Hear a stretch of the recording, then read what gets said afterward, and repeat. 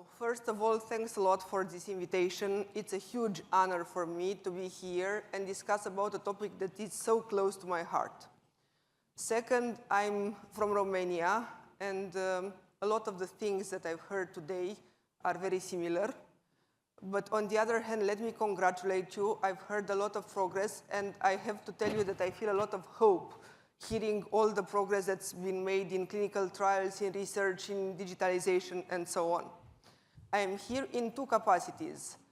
First of all, as president of Happiness in a Cup Foundation, and this is a foundation that helps women which go through oncological treatment to treat this period just as a chapter in their life and not as a narrative that defines their existence. Second of all, I'm here as a breast cancer patient myself, and not once, but 3 times, at 24, at 36, and at 39. So I could say that I have a little bit of experience in patient experience. I've learned a lot in this patient experience from my mother, who treated me with a lot of care, but also with a lot of normality. And I have to tell you that this normality is the baseline for courage and for hope, and this is extremely important for a patient. And out of this experience, we came up with this idea, me and a very dear friend of mine, which owns a chain of coffee shops in Bucharest, so you know now where the cup is coming from, and I will tell you about the cat in a very short while as well. I want to confirm first a few of the ideas that I have heard today from the patient's experience.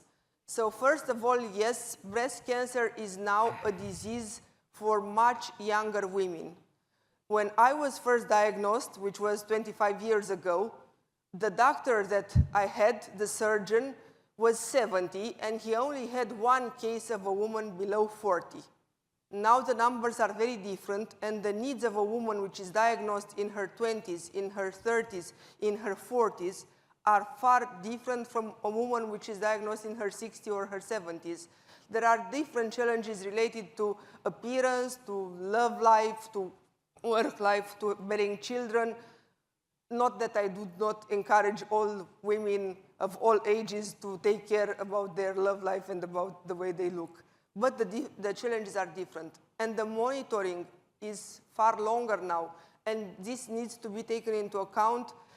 For instance, by my 26th CT scan, I developed an allergy to the contrast dye. I was very pleased today to hear about the progress that Afidea has made in this respect. And also, when I was first diagnosed, the first news that was given to me was that I most probably will not have children. And this hit me harder than the diagnosis itself. So I think that these are things that need to be addressed and need to be addressed long term. Second point is the emotional shock is real and it goes far beyond the diagnosis. To me, the most painful moment was when I lost my hair. And I did it 3 times. And you see it in the movies, and you consider that you will not be that affected, but you are. And you need to be told to put the seatbelt on for this kind of impact, because it is a huge impact. And that's why I think that psychological and even psychiatric care should be mandatory and not optional. Just like you are taking a pill when your muscle aches during chemo, the same should be a psychiatric pill, psychiatric treatment, because you know your brain does not function the same during chemo. And I think that we treat this still with a lot of shame, and it's no need for this. It was said in the beginning that it affects the whole family. Yes, I can confirm.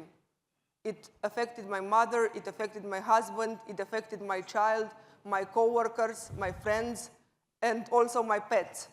But I will show you about this in a short while.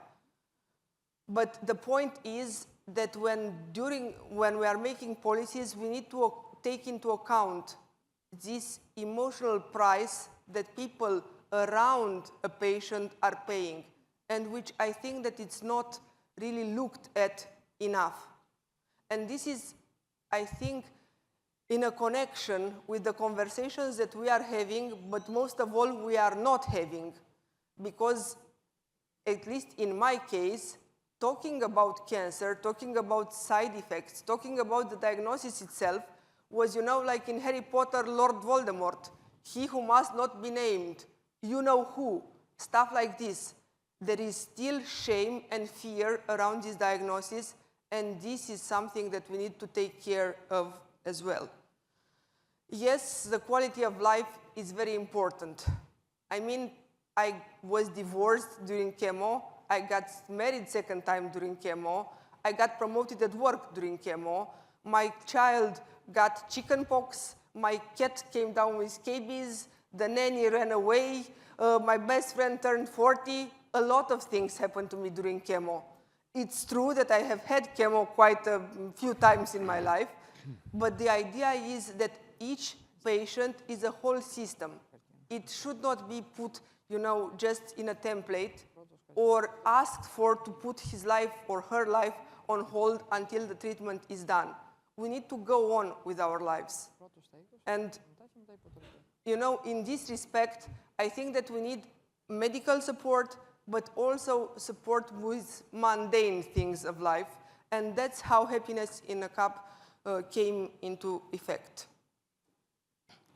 Because from my experience, and I can tell you that I cannot pretend that I know anything about medical care, I'm an economist myself, everything that I know is where it hurt me, this journey.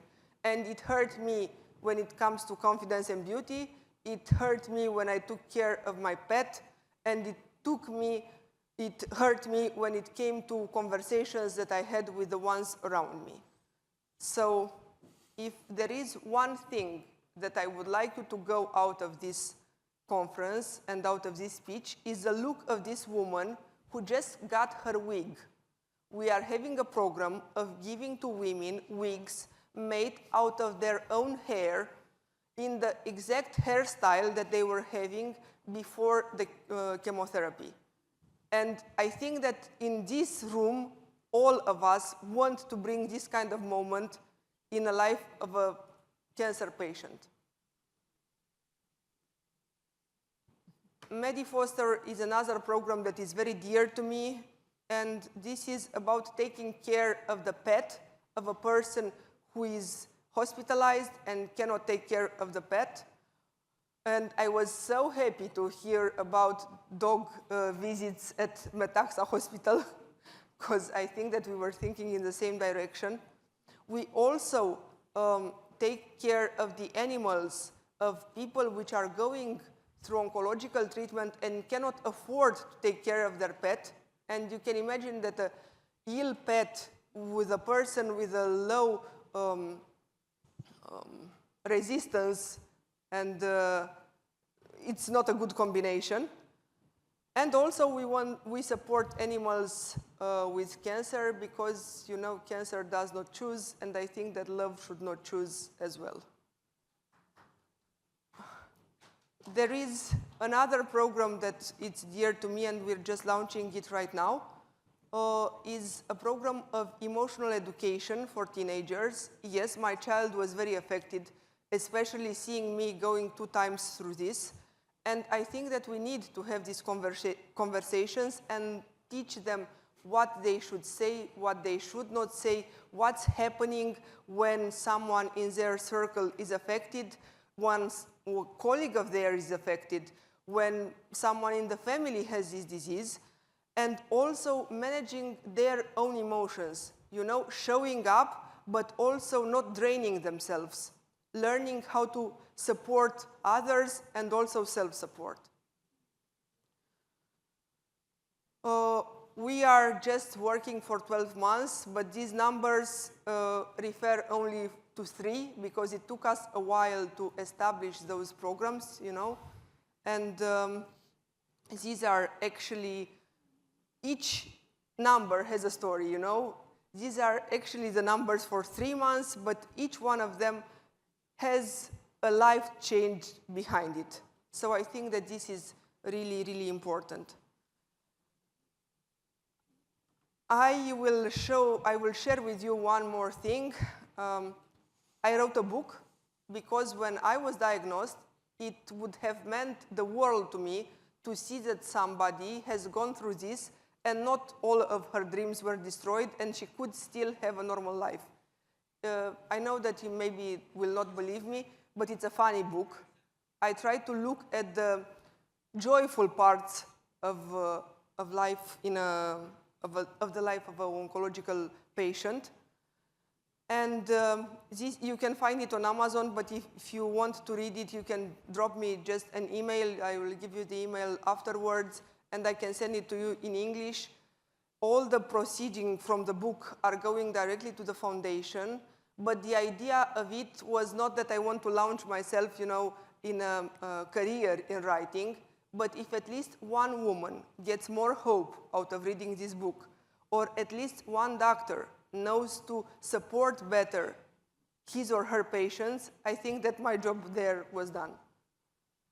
And if, because we are talking about such an important subject, and I could not, you know, refrain myself of having my 2 cents of philosophy here, I would like to share with you my 2 lessons out of this journey. And the first lesson is that goodness comes always with more goodness, and it's a responsibility to pass it on. Every time that we had a problem with the foundation, somebody good came along and solved that problem from us. Either if it was about legal contracts, if it was about donors, if it was about volunteers, even if we talk about this invitation. So I think that this is the first one, and the second one is to really enjoy life. It's something that all of us could do a lot more. It was told before that every cancer diagnosis takes 19 years of your life, but that's why I think that we can not afford to lose a day without joy in our lives. And to me, what a priest once told me stayed the most, and that was that God loves people with cancer because it shows them the fragility of life and urges them to live it to the full. Thank you very much.